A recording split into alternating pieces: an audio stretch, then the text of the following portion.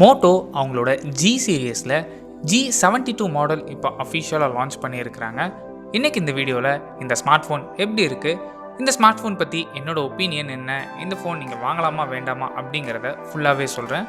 So வீடியோவை skip பண்ணாமல் கடைசி வரைக்கும் பாருங்கள். ஃபர்ஸ்ட் நம்ம எப்போவும் பார்க்குறது ஃபோனோட டிசைன் தான். எப்போவுமே ஜி சீரியஸில் ஒரே மாதிரி டிசைன் தான் யூஸ் பண்ணிக்கிட்டு இருந்தாங்க இத்தனை நாளாக. g82 இருக்கட்டும், g62, g52. ஸோ இந்த ஸ்மார்ட் ஃபோன்ஸ் எல்லாமே பார்த்தீங்க அப்படின்னா ஒரே மாதிரியான டிசைன் தான் இருந்தது.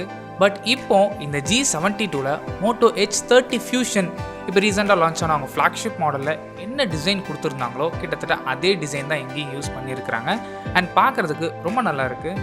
g62 சைஸ் பொறுத்தவரை 6.6 இன்ச்சஸ். டிஸ்பிளேக்கு இங்கே POLED பேனல் யூஸ் பண்ணியிருக்கிறாங்க. அண்ட் ரெசல்யூஷன் பொறுத்தவரை Full HD+. And refresh rate 120 Hz. Touch sampling rate பொறுத்தவரை 576 Hz வரைக்கும் போகும்னு சொல்லியிருக்கிறாங்க கேம்ஸ்லாம் ப்ளே பண்ணும்போது.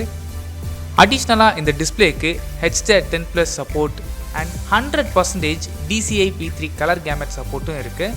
கூடவே பீக் பிரைட்னஸ் பொறுத்தவரை 1300 nits வரைக்கும் போகும்னு சொல்லியிருக்கிறாங்க. 1300 nits அப்படிங்கும்போது டைரக்ட் சன்லைட்டில் கூட உங்களால் ஈஸியாக யூஸ் பண்ண முடியணும்.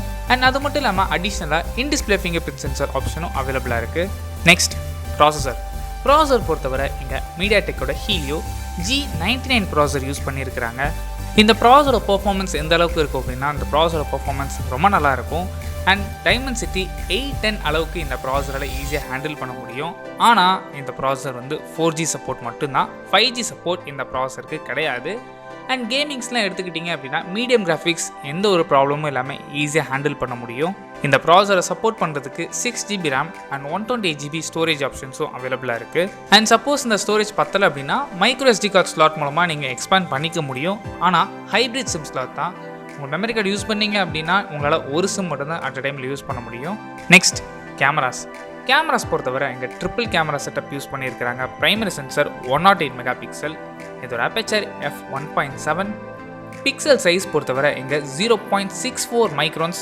Secondary sensor 8 megapixel ultra wide sensor. And கூடவே டெப்த் சென்சரும் ஆக்ட் ஆகும் இந்த 8 மெகாபிக்சல். அல்ட்ரா வைட் சென்சரோட aperture f2.2. And third sensor தேவையே இல்லாமல் 2 மெகாபிக்சலுக்கான மேக்ரோ ஷூட்டர் ஆப்ஷனும் அவைலபிளாக இருக்குது. ஃப்ரண்ட் ஃபேசிங் கேமரா பொறுத்தவரை 16 மெகாபிக்சல். இந்த அப்பேச்சர் f2.45. பிக்சல் சைஸ் பொறுத்தவரை 1 மைக்ரான்ஸ் பெரிய பிக்சல்ஸ் யூஸ் பண்ணியிருக்கிறாங்க. அண்ட் வீடியோஸ்ன்னு எடுக்கும்போது ரியர் கேமராவில் மேக்ஸிமம் 1080p 60 FPS வரை கேப்சர் பண்ணிக்க முடியும். 4K வீடியோ ரெக்கார்டிங் சப்போர்ட் கிடையாது. காரணம் இந்த சிப் செட்டோட லிமிடேஷன் தான். சப்போஸ் ஸ்லோ மோஷனில் நீங்கள் வீடியோஸ் எடுக்கணும்னு நினச்சிங்கன்னா 120 FPS வரைக்கும் உங்களால் ஸ்லோ மோஷனில் வீடியோஸ் கேப்சர் பண்ணிக்க முடியும். நெக்ஸ்ட் பேட்டரி பொறுத்தவரை இங்கே 5000 mAh கொடுத்துருக்குறாங்க. இதை சப்போர்ட் பண்ணுறதுக்கு 30 வாட்ஸ்க்கான ஃபாஸ்ட் சார்ஜர் எங்கள் பாக்ஸில் இன்க்ளூட் பண்ணியிருக்கிறாங்க.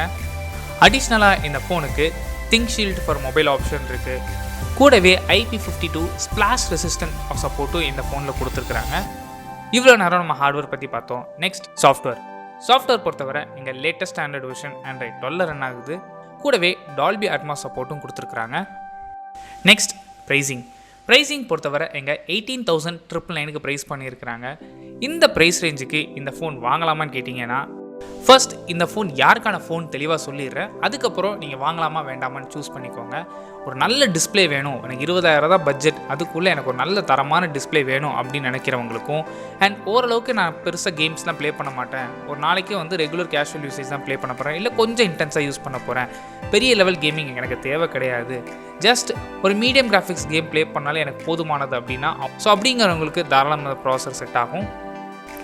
அண்ட் ஆட் ஆன் பாயிண்ட் என்ன அப்படின்னா, எனக்கு 4G ஃபோனாக இருந்தாலும் சரி, எனக்கு இந்த பெர்ஃபார்மன்ஸ் போதும், இந்த டிஸ்பிளே போதும் அப்படின்னு நினச்சிங்கன்னா நீங்கள் தாராளமாக இந்த ஃபோனை வாங்கலாம். இல்லை எனக்கு 5G தான் ரொம்ப ரொம்ப இம்பார்ட்டன்ட், பிகாஸ் ஃபியூச்சரே 5G நோக்கி தான் இருக்க போகுது, இந்த ஃபோன் வாங்கினா அப்படின்னா ஒரு மினிமம் 3 years நான் யூஸ் பண்ணுவோம் அப்படின்னு நினச்சிங்கன்னா உங்களுக்கான ஃபோன் இது கிடையாது. ஸோ அதையும் கொஞ்சம் யோசிச்சுட்டு இந்த ஃபோனை நீங்கள் வாங்கலாம். ஸோ இந்த ஃபோன் ஓவராலாக யாருக்கான ஃபோன், என்னோட ஒப்பீனியன் என்ன அப்படிங்கிறத ஃபுல்லாகவே சொல்லிட்டேன். ஸோ இதில் நீங்கள் எந்த மாதிரி யூசர் அப்படிங்கிறத தெரிஞ்சுக்கிட்டு அதுக்கேற்ற மாதிரி இந்த ஃபோனை பர்ச்சேஸ் பண்ணுங்கள்.